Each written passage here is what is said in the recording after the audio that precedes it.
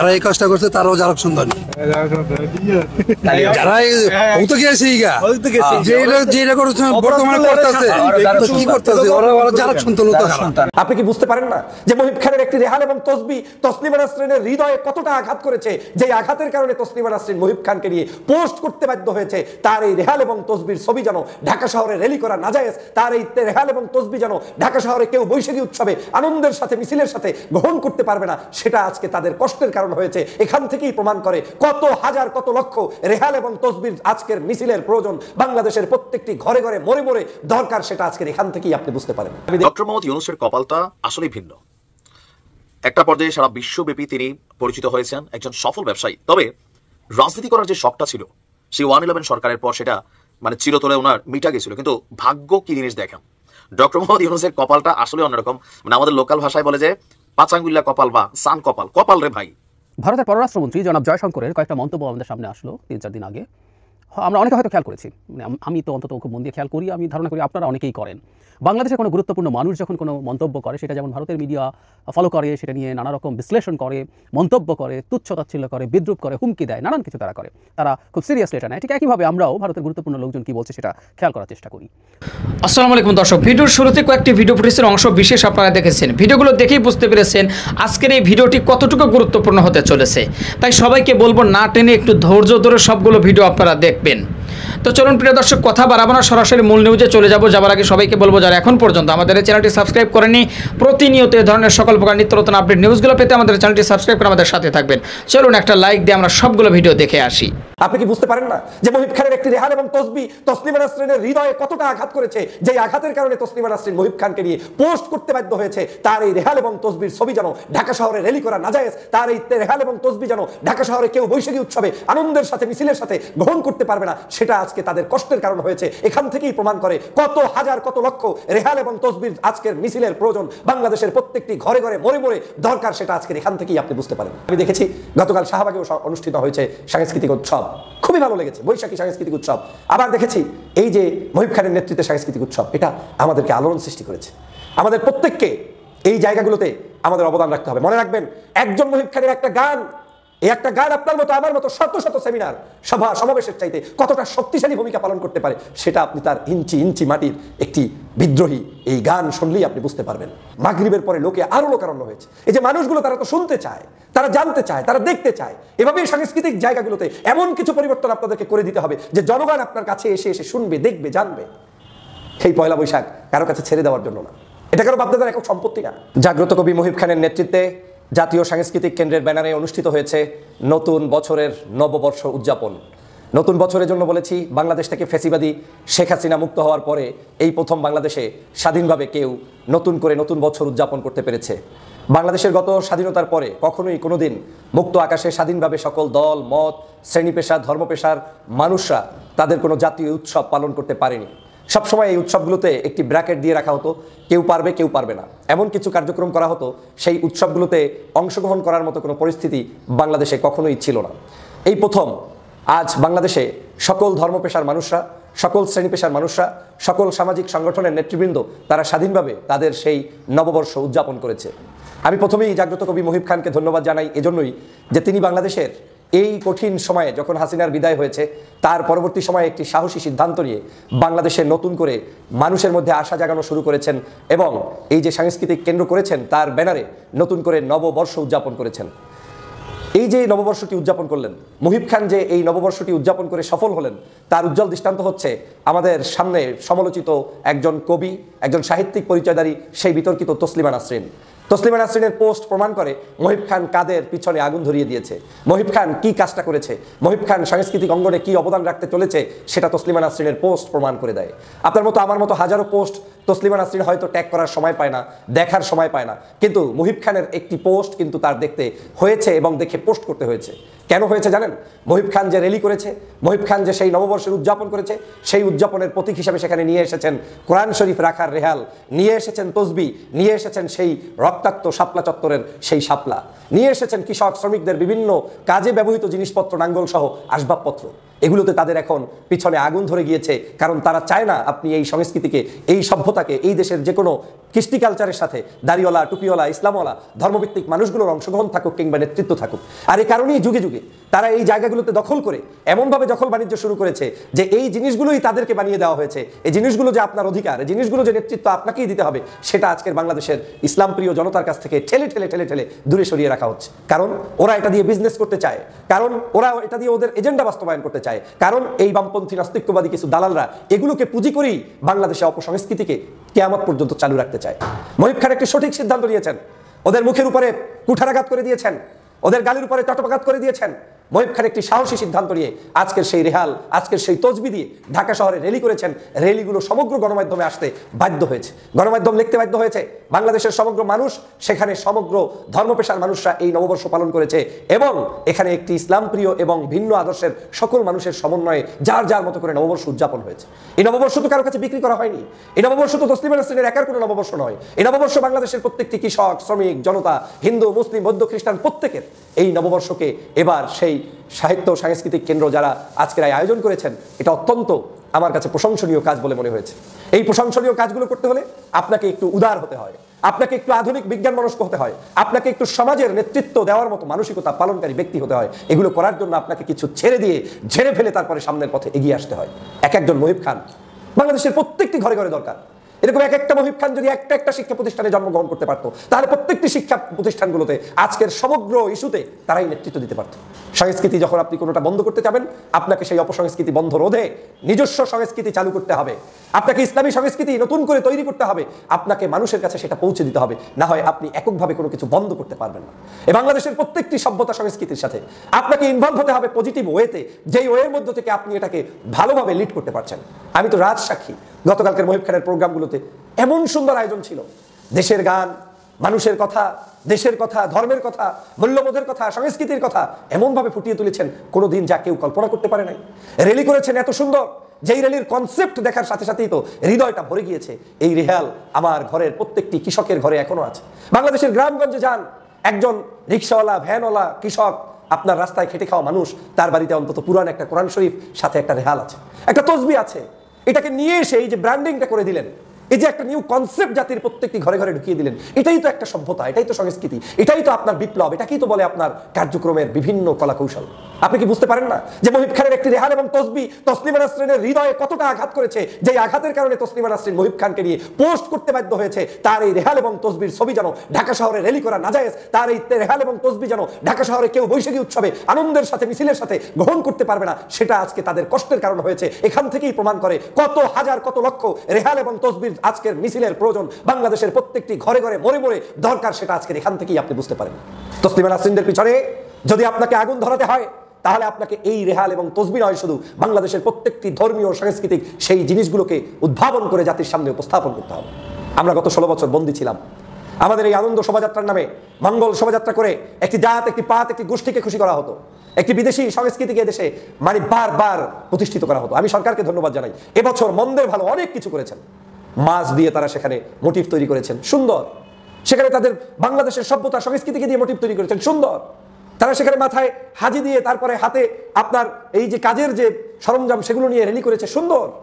কি সুন্দর! 26টির অধিক বিভিন্ন নৃগোষ্ঠী, ক্ষুদ্র গোষ্ঠীকে নিয়ে একত্রে র্যালি করেছে, সুন্দর। এই কাজগুলোকে প্রশংসা করতে হবে।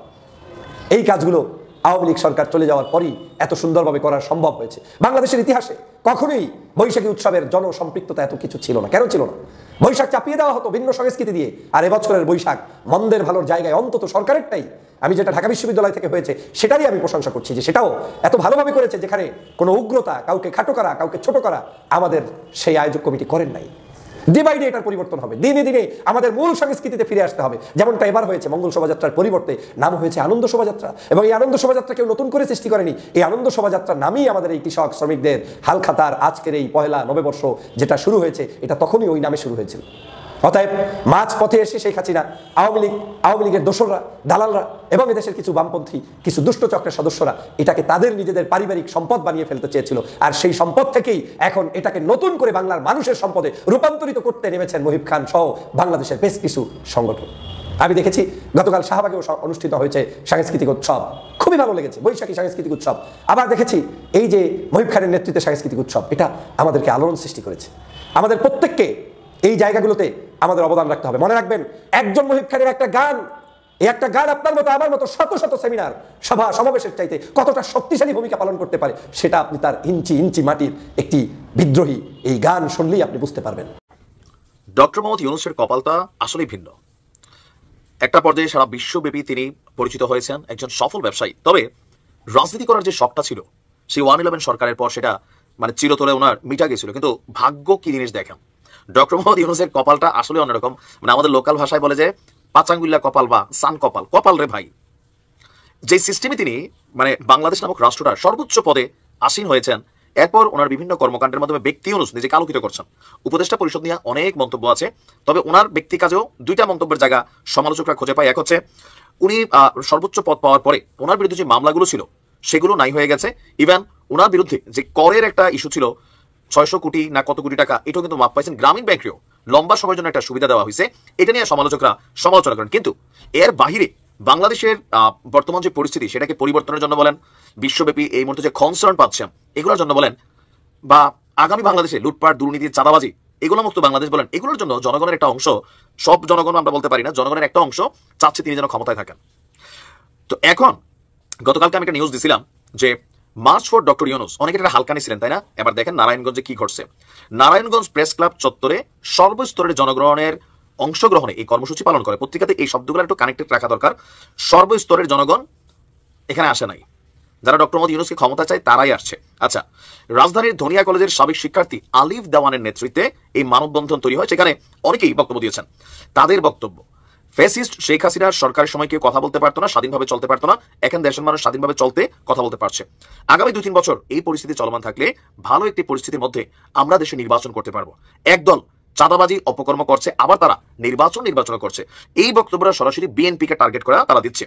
সরকারের প্রতি তাদের দাবি, যারা এই মানববন্ধনে আসছে, যে তাদের দাবি, এনসিপির দাবি, বৈষম্য বিরোধীর দাবি, এগুলো এক দাবি, এগুলো এনসিপির বিভিন্ন শাখা প্রশাখা, এটা তো বোঝাই যায় যে বিচার হইতে হবে, তারপর হচ্ছে নিরাপত্তা নিশ্চিত করতে হবে, দলমত নির্বিশেষে ডক্টর ইউনূসকে চাই, এই শব্দটা ভুল, দলমত নির্বিশেষে চায় না।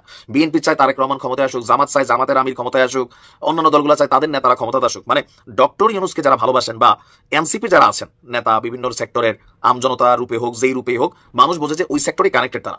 তো তাদের বক্তব্য যে আমরা দলমত নির্বিশেষে ওনাকে চাই এবং সংস্কার বাধ্যতামূলক এটা করতে হবে, দেশ গোছাইতে হবে, 2-3 বছর তিনি ক্ষমতায় থাকুন, সংস্কার শেষে সুষ্ঠু নির্বাচনের মাধ্যমে ক্ষমতা হস্তান্তর করবে।